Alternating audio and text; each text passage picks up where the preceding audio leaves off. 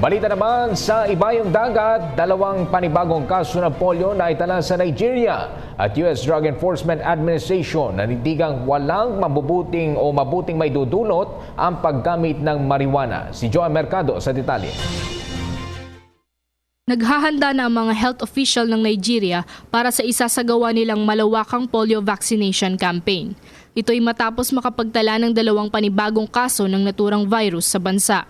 Ayon kay Borno State Health Commissioner Ibrahim Miringa, plano nilang bakunahan ng anti-polio ang halos 5 milyong mga bata sa hilagang kanluran ng Borno ngayong buwan, kung saan naitala ang mga panibagong kaso.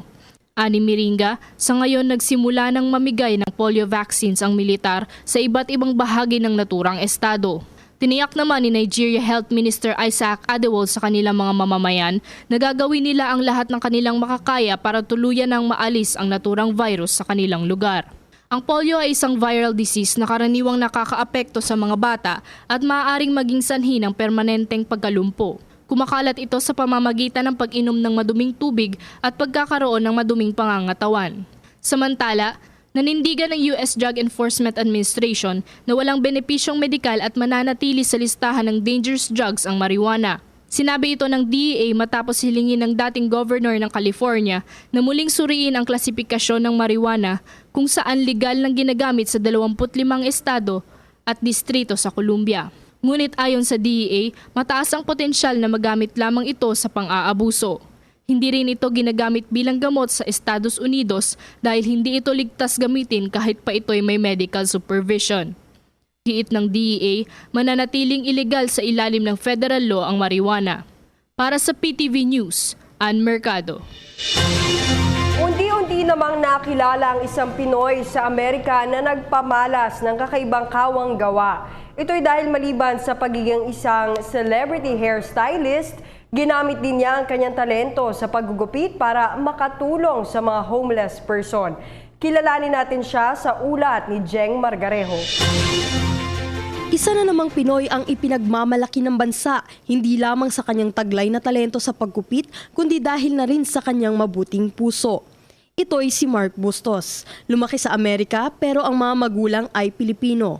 Bagamat lumaki sa ibang bansa, hindi pa rin sa kanya nawawala ang pagkakaroon ng malasakit at pagkakawang gawa sa kapwa na ilan lamang sa mga mabuting taglay ng ugali ng isang Pilipino. Nagtatrabaho si Mark sa Amerika, hindi lamang hairstylist ng mga celebrity gaya ni Nora Jones at Marc Jacob, kundi hairstylist din ng mga homeless person.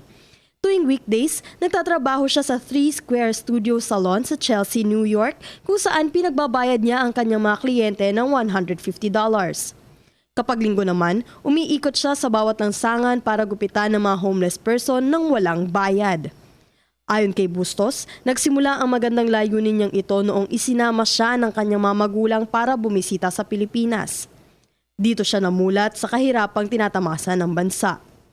Bago umalis ng Pilipinas, nagbigay muna siya ng libreng gupit sa mga mahihirap na bata at dito niya naisip na dalhin at ipagpatuloy ang magandang hakbanging ito sa Amerika.